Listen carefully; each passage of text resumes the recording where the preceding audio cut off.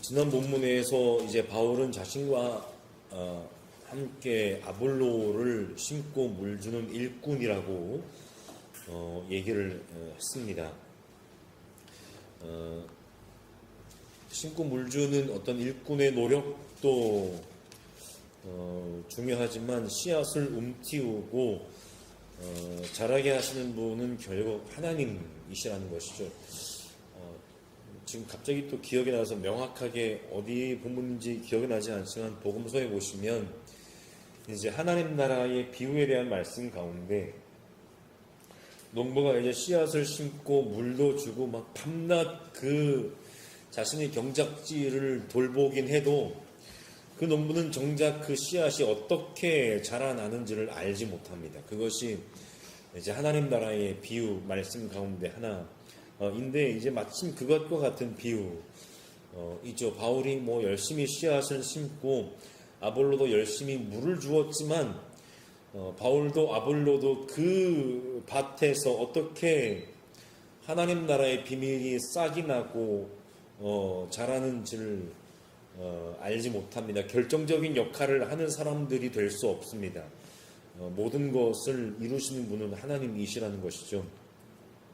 그저 이제 만족할 만한 것이 있다면 심고 물주는 사람은 각자 수고한 만큼의 삭을 받으면 될 일입니다.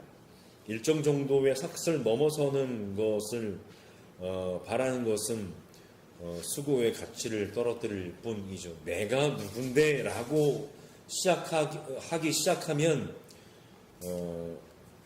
그것에 정말 하나님 나라를 위해서 일했던 그 일의 노력조차 사실은 그 의미를 잃게 되어 있습니다. 또한 바울은 집에 기초를 세우는 역할을 했는데 그 기초는 오직 예수 그리스도 자신이십니다. 겉보기에는 바울이 막 열심히 기초를 놓는 것 같지만 사실은 실상 예수 그리스도 자신이 그 집의 기초가 되십니다. 우리가 고민하는 것들 중에 하나가 그것들 아니겠습니까? 하나님이 내 삶의 모든 것을 책임지신다면 과연 내 노력의 범위는 어디까지인가? 사실 고민할 건 없습니다. 내가 할 수 있는 대로 할 수 있는 만큼 노력을 하는 것이죠. 그러나 결정적으로 우리를 먹여 살리시는 분도 하나님이시라는 것을 잊어버리지 않으면 될 일입니다. 그래서 어느 순간인가 그래 내 노력은 여기까지구나, 내 수고는 여기까지구나 라고 하는 것이 생각이 딱 되게 되면 거기서 그냥 내 수고와 노력에 대한 보상은 그냥 내려놓으면 될 일입니다. 하나님이 그 다음부터 하시는 것이죠. 그 선을 알지 못하면 뭐 어떤 시인이 얘기했던 것처럼 가야 할 때를 알고 가는 사람이 되지 못하면 이제 거기서부터 하나님의 은혜고 뭐고 이제 다 아무 의미도 아무 소용도 없게 되는 것이죠. 오로지 내 탐욕만 남을 뿐입니다. 그 기초 위에 어쨌든 바울이 기초를 세웠으니까요. 그 기초 위에 사람들은 각기 다른 재료로 집을 쌓아 올립니다. 그리고 그 집은 마지막 날에 불에 어떤 뭐 시험이라고까지 할 건 없을 텐데요. 어떤 연단 혹은 이제 검증을 통해 검증될 것입니다. 그래서 지난주 본문에 바울이 얘기했던 두 가지 비유는 공통적으로 현재와 미래를 연결한다고 볼 수 있습니다. 지금의 우리의 모든 노력이 마지막 때의 어느 순간에 검증될 시기가 온다는 것이죠.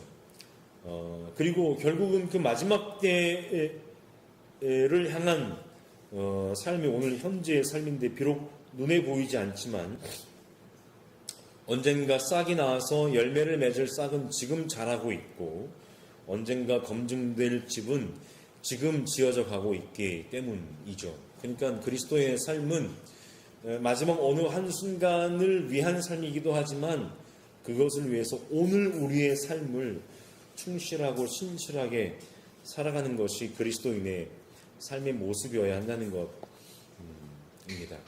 오늘 본문으로 오셔서 오늘 본문에서 바울은 먼저 자기를 그리스도의 일꾼이자 하나님의 비밀을 맡은 관리인이라고 얘기합니다. 지난주의 비유와 이어지는 이야기라고 할 수가 있겠습니다. 지난주 말씀의 마지막 부분에서 바울이 무슨 얘기를 했습니까? 우리는 여러분의 것이고 여러분은 그리스도의 것이고 그리스도는 하나님의 것이다 라고 얘기를 했는데 맞습니다. 일꾼은 교회 구성원들이 막 이제 그 뒤에 줄을 서서 막 숭상하거나 숭상까지는 하지는 않았겠습니다. 마치 숭상하는 것과 진배 없이 나는 아무개 편이다, 나는 아무개 편이다, 마치 그들이 그리스도와 동급이라도 된 것처럼 이제 그런 사람들이 아니라 바울은 그들이 여러분의 것입니다라고 얘기를 하는 거예요. 굳이 표현을 하자면 어떻게 얘기할 수 있을까요? 막 신처럼 이제 숭상이 되는 숭배가 되는 유명한 목사들이 있습니다. 바울은 얘기를 하는 거예요. 그 사람들은 여러분이 그렇게 추앙하고 따라야 될 사람이 아니라 교인들 가운데 한 사람일 뿐입니다 라고 얘기를 하는 거예요. 바울이요. 최근에 또 여러 또 우상이 아니라 뭐죠? 그 이단 단체들, 이단 사이비들이 문제가 됐었습니다. 많은 그냥 연약한 사람이에요. 그 사람들이 되게 신비적인 어떤 내가 갑자기 단어가 생각이 안 나는 내가 막 독생자니 내가 막 이제 그렇게 얘기를 하잖아요. 근데 이제 조사를 받으러 나오라니까 아파서 못 나간다는 거예요. 신이라고 하시는 분이. 네. 그러니까 그렇다라고 하는 것이죠. 예나 지금이나 비슷한 것 같습니다. 바울은 분명히 얘기합니다. 그냥 교회 공동체 일원의 한 사람들일 뿐입니다. 그들은 여러분의 것입니다.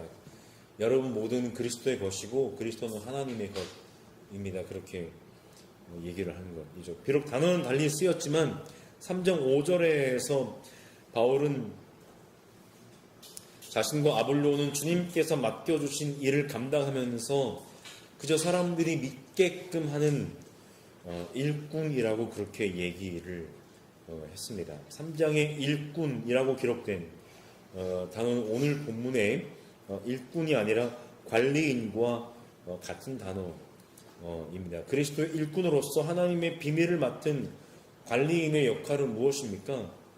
말 그대로 잘 관리하는 거죠. 사람들로 하여금 하나님의 은혜를 알게 하고 구원 계획을 이루신 예수 그리스도를 믿게 하는 것, 그것이 일꾼과 관리인의 역할입니다. 그것을 벗어나는 일은 해서도 안 되고 할 필요도 없는 것입니다. 일꾼과 관리인으로서 그 일들을 감당하는 사람들에게 요구되는 것은 바로 신실성. 예전에 개역 개정판 성경인가요? 아마 이 구절이 그렇게 번역됐을 겁니다. 맡은 자들에게 구할 것은 충성이니라. 그래서 교회에서 이제 임직식 할 때 이런 거 얘기 많이 하는 거예요. 담임부한테 충성을 하라는 거죠. 어떻게 그렇게 말씀을 잘못 봐도 그렇게 잘못 볼 수가 있는지. 바울이 얘기하는 바는 뭐냐면 지금 목회자라고 떠드는 그 사람들을 향해서 하는 얘기예요. 그 사람들에게 하나님이 요구하시는 것은 뭐냐면 사람에게 대접받는 것들 그런 삶은 꿈도 꾸지 말고 그저 일꾼과 관리인으로서 그 일들을 맡겨주신 하나님과 예수 그리스도 앞에 충성하라는 거예요. 본인들이 충성하라는 거예요. 본인들 일꾼 세우면서 나한테 충성해라 이런 얘기가 아니라는 거죠. 일꾼들과 관리인들에게 요구되는 것은 바로 신실성, 신실함, 달리는 충성이라고도 할 수 있습니다. 이 신실성이나 충성이라고 하는 덕목은 무엇보다 하나님 앞에서 나타나는 삶의 모습이라고 할 수 있는, 그래서 최근에 새롭게 이제 완역된 이제 새한글 성경은 이 신실성, 충성 이것을 뭐라고 번역했냐면 믿을 만한 사람, 번역했습니다. 하나님이 보시기에 믿을 만한 사람이 소위 사도들이라고 하는 그 사람들이 되어야 한다라는 것입니다.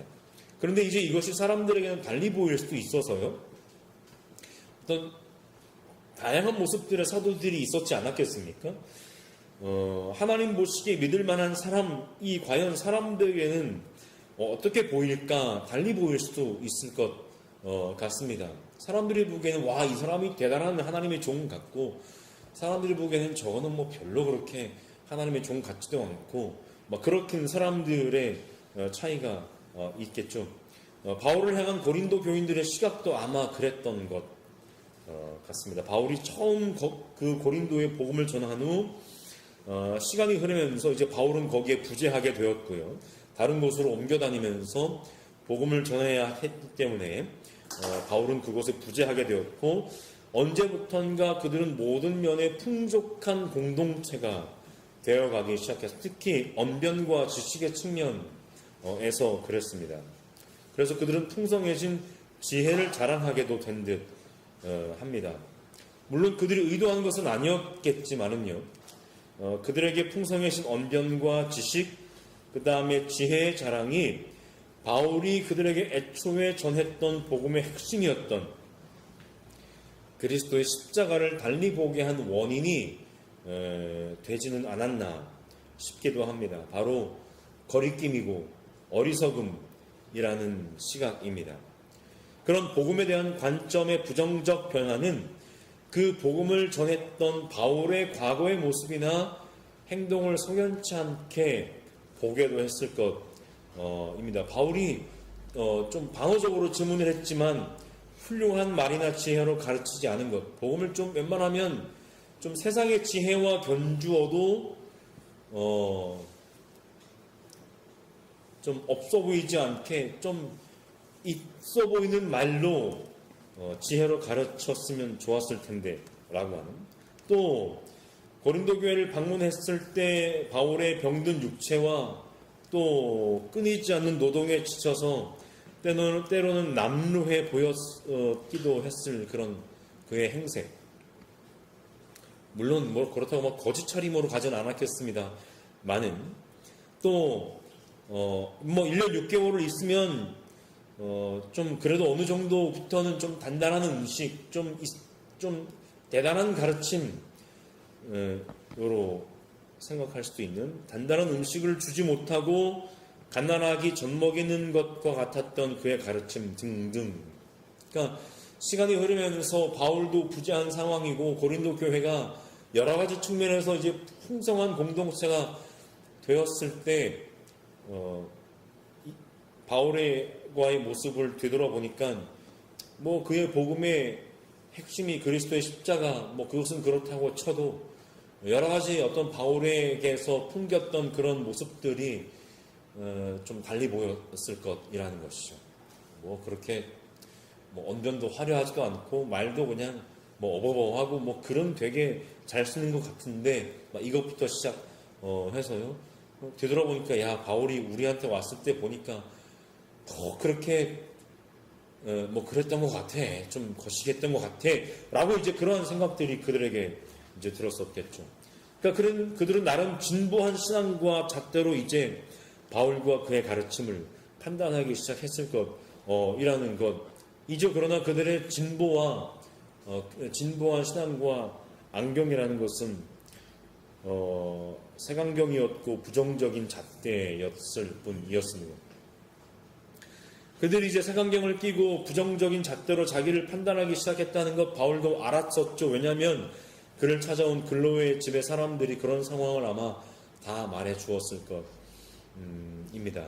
바울은 얘기합니다. 자기가 그들에게 심판을 받든지 세상 법정에서 심판을 받든지 판단을 받든지 뭐 조금도 문제될 것이 없다는 것이죠. 뭐 그거 모르고 그런 행색으로 그들에게 가지는 않았을 테니까요. 심지어 자신도 스스로 심판하지 않는다라고 얘기합니다. 이 말은 뭐 자신감만도 혹은 자신을 심판하는 이들을 향한 어떤 비판만도 아닌 것이, 다만 최후의 심판자이신 하나님께서 주께 심판과 판단의 권한이 있다는 그의 믿음, 신앙의 고백이었다라는 것이죠. 바울이 분명히 말하는 것은 두 가지입니다. 먼저는 사람들이 자신에 대해서 뭐라고 얘기하든지 자신은 스스로 양심의 거리낌이 없다는 것. 그런데 더 중요한 것은 뭐냐면 동시에 내가 내 스스로 양심의 거리낌이 없다는 그것이 나를 의롭게 만드는 것은 아니라는 것입니다. 자신을 의롭게 만드는 것은 무엇입니까? 오직 예수 그리스도의 십자가만이 나를 의롭게 만드는 힘의 근원이라는 것. 그리고 오로지 마지막 날에 어둠 속에 감추어진 것들을 환히 나타내시고 마음속의 생각을 드러내시는 분, 그 하나님이 바로 나의 주님이시라는 것이 중요합니다. 그러니 바울 자신은 그저 그 하나님 앞에서 충성을 다하는 일뿐이고 관리인일 뿐인 것이죠. 하지만 지금 바울의 처지는 그렇게 좋지 않습니다. 6절 이후의 말씀에 보시면 고린도 교회의 분열 상황 때문입니다. 분열된 고린도 교회의 일부 사람들이 좀 지도자급이었을 텐데요. 일부 사람들이 바울에게 적대적인 태도를 지금 보이고 있습니다. 오늘 본문의 두 번째 부분 6절부터 13절은 크게 두 부분으로 나눌 수 있는데, 먼저 고린도 교회에 말씀드렸던 것처럼 물론 아마도 일부의 영향력 있는 좀 있다는 사람들, 지도자급들의 사람들의 자기 자랑을 향한 바울의 일침이 6절부터 8절까지 기록되어 있고요. 다음으로는 그리스도 일꾼이자 하나님의 비밀을 맡은 관리인으로서 하나님께 충성하지만 지금 당장은 비참해 보이기까지 하는 삶을 살아가는 사도의 모습이 9절부터 13절까지 있습니다. 그리고 그들은 고린도 교회의 지도자들과 바울을 대적하는 지금 비참한 삶을 살아가는 사도 그 두 사람들은 대상자는 마치 로마의 원형 경기장에서 서로 마주해 있는 대결자로 묘사됩니다. 의기양양한 고린도의 일부 교인들과 방금 잡혀와서 마치 사형수와 같이 그 앞에 온 몸의 기력이 다 빠져서 매를 맞고 고난을 당해서 싸우는 건 둘째치고 지금 자기에게 쥐어진 무기조차 그래도 행색은 갖추라고 무기는 손에 쥐어서 내보냈을 테니까요. 그것조차 들고 있을 수 없는 다 기력이 빠진 그 사형수와 같이 그 앞에 마주한 바울은 그들을 둘러싼 세상의 구경꾼들이 둘러앉아 지켜보는 가운데 경기장 한가운데에 서 있습니다. 먼저 이제 바울은 6절 말씀을 시작하면서 기록된 말씀의 범위를 벗어나지 말라는 격언을 인용하면서 그들이 어느 한 편을 들어 다른 편을 얕보고 뽐내지 않을 것을 요구합니다. 바울이 인용한 격언은 난해하지만 6절의 전체적인 내용으로 그 의미를 유추해 볼 수 있습니다. 지금까지 바울이 자신과 아볼로를 예로 들어서 이야기한 것처럼 사람들에게는 하나님이 맡겨주셨고 하나님의 영광을 위해서 봉사하는 각자의 고유의 역할이 있다는 겁니다. 지금 일전에 말씀드렸던 것처럼 이 고린도 전서가 고린도 교회의 어떤 예배 시간 가운데 공동체 모임 가운데 낭독되는 중이라는 것을 우리가 상상을 해본다면 이 편지를 듣는 사람들은 다양한 사람들이 있겠죠. 그 가운데는 바울을 대적하는 사람들도 있을 것이고 바울을 대적하는 사람들에게 줄을 대고 그 사람의 어떤 편이 되고자 하는 사람들이 있었을 것입니다. 물론 일부였겠지만은요. 이제 바울이 편지를 쓴 것을 누군가 읽을 때에 기록된 말씀의 범위를 벗어나지 말라라는 말과 같이 여러분들은 어느 누군가의 편을 들어서는 안 됩니다라고 하는 것이 아마 그대로 생생하게 귀에 들어왔을 것입니다. 그러면서 바울과 자신과 아볼로를 예로 들어서 얘기해서 각자의 고유의 역할이 있는 것, 그것은 당연합니다. 교회니까요. 그런데 어느 것이 더 중요하고 덜 중요한 것도 아니고 누구의 편을 들면 더 내가 대단한 사람이 되는 것도 아니고 하는 것 여러분들 알아야 합니다. 그런데 더 중요한 것은 어느 한편을 들어서 내가 판단했을 때 이 사람이 그래도 좀 더 센 사람이라고 판단되니까 그 사람 편 들지 않겠습니까? 그러면은 어느 한편을 들어서 다른 편을 결국은 얕보고 무시하게 돼 있다는 거예요. 자기가 대단한 사람이 아니면서도 내가 대단한 사람의 편이니 내가 대단한 사람이 된 것처럼 착각을 하게 돼 있다는 것이죠. 그러니 나와 다른 사람, 나보다 조금 연약해 보이는 사람이 보이면 결국은 얕보고 무시하게 돼 있다는 거예요. 그게 교회가 되겠습니까? 그렇게 자신을 뽐내서는 안 된다는 것이죠. 각각의 역할에 있는 눈에 보이지 않는 경계와 선을 함부로 넘어서는 안 된다는 것이죠. 함부로 선을 넘는 사람들은 어떤 사람입니까? 방금 말씀드렸던 것처럼 스스로 특별하다는 착각에 빠지는 사람들. 바울은 7절에서 2인칭 단수 대명사 그대, 좀 부드럽게 번역됐네요. 너라고 이해를 할 수도 있겠죠. 그대를 사용해서 그들이 누구인지를 지목합니다. 공동체에서 바울의 편지가 읽히는 상황입니다. 그때 읽는 사람이 읽는데 그대라고 하는 대명사가 등장합니다. 그렇게 그대라고 지목된 이들을 향해 바울이 공개적으로 이야기합니다. 7절에서 바울은 세 질문을 연속해서 던지는데 그 질문을 풀어보면 이렇습니다. 별 다르지도 않은 사람, 특별하지도 않은 사람이 원래 자기 것이 아니었던 것을 받아 누리면서도 원래 자기 것이 아니었던 것을 받아 누리면서도 왜 그것들을 원래부터 가지고 있었던 것처럼 그렇게 별 다르게 구느냐라는 너무나 무섭고 너무나 뜨끔한 말 아니겠습니까? 아무것도 아닌 게 이것이 물론 어떤 물질적인 재산일 수도 있겠고 아니면 나름대로 자랑한다는 지식과 이런 것일 수도 있겠습니다. 그러니까 바울이 대단한 사람이에요. 어떻게 이런 편지를. 그러니까 쉽게 말씀드리면 그거죠. 아무것도 아닌 게 원래 가진 것도 없었으면서 받아서 누리면서도 원래 그게 자기인 것인 것처럼 그렇게 자랑하느냐라는 거예요. 너무나 무서운 말씀 아닙니까? 오늘날 사람들 앞에서 나 잘났네 하고 막 마이크 들고 서는 사람들이 이 말 들으면 어떤 마음이 들까요? 그들이 받아 누리는 것은 무엇입니까? 재산의 소유일 수도 있고 지혜와 지식일 수도 있습니다. 그것과 연결되어서 중요한 것은 자연스럽게 교회 공동체 안에서 누리는 지위와 영향력일 수도 있습니다. 그래서 바로 8절에서 그들이 벌써 배가 불렀고 벌써 부자가 되었고 자신을 제쳐놓고 마치 왕이나 된 듯이 행세하는구나 라고 그렇게 얘기합니다. 이어서 바울은 그들과 대조되어야 되는 자기의 모습을 말합니다. 말씀드렸던 것처럼 그는 로마의 원형 경계장에 서 있는 사형수입니다. 형식은 대결이지만 상대는 전문 검투사 혹은 맹수입니다.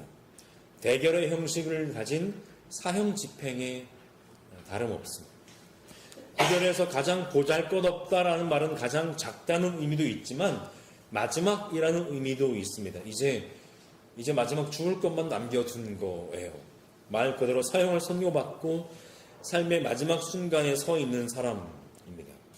그 앞에서는 로마의 최고 검투사들이나 혹은 맹수들이 서 있고 굶주린 맹수들이 서 있고 경기장을 둘러싸고 수많은 이들이 그 학살 장면을 구경하기 위해 흥분된 채로 기다리고 있습니다. 로마의 황제가 사람들의 그런 심리를 잘 이용한 거예요. 사형수는 더 이상 존엄한 인격을 가진 사람이 아니라 사람들의 광분을 위해 버려지는 재물이자 구경거리일 뿐. 이런 사도들의 모습은 마치 십자가에 달려 죽임을 당하신 예수 그리스도를 닮았습니다. 어리석어 보이고 약해 보이고 천대를 받습니다. 바울은 이어서 얘기합니다. 우리는 바로 이 시각까지도 편지를 구술하든지 아니면 직접 쓰든지 이 시각까지도 줄이고 목마르고 헐벗고 얻어맞고 정처 없이 떠돌아다닙니다. 여러분 참고로 말씀드리자면 바울이 고린도 전서를 쓴 곳은 바로 에베소였습니다. 에베소. 그 소아시아의 오늘날 튀르키 지역에 있는 에베소라고 하는 곳인데 바울은 53년경부터 약 한 2, 3년 정도 에베소에 있었는데 그 기간 중에 고린도 전서를 쓴 것이죠. 그것에 대한 얘기가 사도행전 19장에 기록되어 있습니다. 바울이 에베소에 머물던 기간에 사도행전은 이야기하기를 고린도에는 아볼로가 있었다고 이야기합니다. 지금 고린도 전서에서 바울이 아볼로를 이야기하는 데는 그 이유가 있는 것입니다. 물론 아볼로 나쁜 놈 이런 얘기가 아니고요. 물론 바울이 에베소에 머물던 그 기간 어느 때에 고린도 전서를 썼는지 정확히 알 수는 없지만 사도행전 19장이 전하는 중요한 이야기 가운데 하나가 에베소에서의 일화 가운데 하나가 당시 고린도에는 아볼로가 있고 바울 일행은 에베소에 있으면서 그 에베소에서 겪은 중요한 일화 가운데 하나가 뭐냐면 고난에 관한 이야기인데 아데미 여신의 모형 신전을 만들어 파는 이들이 이제 바울이 그들에게 밑보여서 막 선동을 해서 많은 군중들이 흥분하게 됩니다. 그래서 바울의 동행들을 붙잡아서 에베소의 극장으로 그들을 잡아서 끌고 간 이야기 혹시 어렴풋이 기억을 하실 겁니다. 사람이 막 소리를 지르면서 둘러싼 군중들이 소리를 지르면서 바울의 일행들을 에베소의 그 극장으로 그들을 잡아가서 이제 여차하면 이제 그들을 죽이게 되는 것이죠. 물론 다행스럽게 바울은 거기에 휩쓸리지 않았습니다. 그래도 막 들어가려고 했었던 이야기입니다. 여차여차해서 그 일에 이제 잘 해결돼서 다시 나오긴 했습니다. 많은 그런 일들과 오늘 본문에서 사도가 지금 얘기하고 있는 것들을 한번 잘 생각해 보시면 또 에베소에서 있었던 이 사도행전의 그 극장이라고 번역된 단어가 그리스 말로 테아트론인데 이것이 오늘 고린도 전서에서 소위 구경거리라고 번역된 그것과 똑같은 단어입니다. 테아트론. 우리가 사람들에게 테아트론이 되었습니다. 그 테아트론에 붙잡혀 들어가서 사람들에게 테아트론이 되었습니다. 이제 이런 배경을 우리가 한번 생각을 해볼 수도 있겠죠. 그러니까 고린도 전서를 쓴 곳이 에베소라는 것과 그 당시 고린도에는 아볼로라고 하는 사람이 있었던 것, 그 다음에 그 에베소의 테아트론에서 어려움을 당했던 그 경험, 그리고 그 일들이 사도로서 지금 고린도 전서에 편지를 쓰면서 그런 어려움을 당하는 사도의 현실을 이야기하는 바울을 이해하는 배경이 될 수 있을 것입니다. 그 바울은 지금 고린도 교회를 향해 말합니다. 우리는 지금도 손으로 일을 하면서 고된 노동을 합니다. 우리는 욕을 먹으면 도리어 축복하여 주고 박해를 받으면 참고 비방을 받으면 좋은 말로 응답합니다. 우리는 이 세상의 쓰레기처럼 되고 이제까지 만물의 찌꺼기처럼 되었습니다. 그런 와중에 사도들이 그런 삶을 살아가는 와중에 고린도 교회의 일부 지도자들은 배부른 왕노릇하며 교회를 분열시키고 있는 것이죠. 결론을 맺겠습니다. 바울은 지금 자기 신세를 한탄하려고 하는 것이 아닙니다. 그렇다고 고린도 교회를 막 혼내려고 하는 것만도 아닙니다. 사랑하는 자녀들 같이 훈계하고 있습니다. 15절에서 바울은 말합니다. 그리스도 안에서 그들에게 1만 명의 스승이 있을지는 몰라도 바울이 그거 싫어하는 거 아니에요. 다른 스승을 따라서 신앙생활하는 거 싫어하는 거 아니에요. 그러나 복음이 그들에게서 왜곡되고 변질되고 있다라는 거예요. 아버지는 여럿이 있을 수 없다는 것이죠. 바로 바울이 그리스도 예수 안에서 복음으로 그들을 낳은 아버지라고 말합니다. 그런 아버지의 마음으로 사랑하는 아들 신실한 아들 디모데를 그들에게 보냈습니다. 그리스도 예수 안에서 바울 자신이 어떻게 사는지를 그들에게 되새겨주기 위함입니다. 하나님의 나라라고 하는 것은 사람들이 자랑하는 번지르르한 말이 있지 않고 삶을 통해서 드러나는 능력이 있기 때문이죠. 하지만 여전히 고린도 교회 가운데는 교만한 사람들이 있습니다. 일부 지도자들인데 그들을 향한 바울의 안타까운 마음은 21절에 고스란히 드러납니다. 내가 채찍을 가지고 가면 좋겠습니까? 아니면 여전히 사랑하는 마음을 가지고 갔으면 좋겠습니다. 누군가는 공동체 안에서 자신의 영향력을 행사하려 들 때 바울은 자신의 영향력이 없음을 감사했습니다. 사도들이든 지도자들이든 공동체 위에 군림하며 대접받고 때로는 숭상받기까지 하는 존재가 아니라 오히려 공동체 속의 한 구성원임을 그는 이야기했습니다. 바울도 아볼로도 게바도 모두 고린도 공동체의 것입니다. 공동체 일부 지도자들이 스스로 뽐내기를 즐거워할 때 바울은 사형수로 세상의 구경거리, 더 나아가 이 세상의 쓰레기, 만물의 찌꺼기로 살았습니다. 그런 바울은 그들에게 말합니다. 여러분은 나를 본받는 사람이 되십시오. 누구에게 이런 얘기를 할까요? 물론 고린도 공동체 모두에게 이런 말을 하겠지만 지금 나 잘났다라고 하는 그 사람들에게 바울이 얘기하고 있는 것 같지 않습니까? 여러분, 나를 좀 본받으십시오. 그가 자신을 본받으라고 말할 수 있었던 것은 그가 먼저 그리스도 예수를 닮기 위해 부단히 애쓰는 사도이기 때문입니다. 여러분, 오늘날 한국교회를 타락시키는 소위 유명하다는 이들이 사도의 이런 마음을 100분의 1만 알았다면 또 닮았다면 지금의 상황은 많이 다르지 않았을까 싶습니다. 그 사람들을 탓할 수만은 없는 것이 그 사람들을 만든 공범과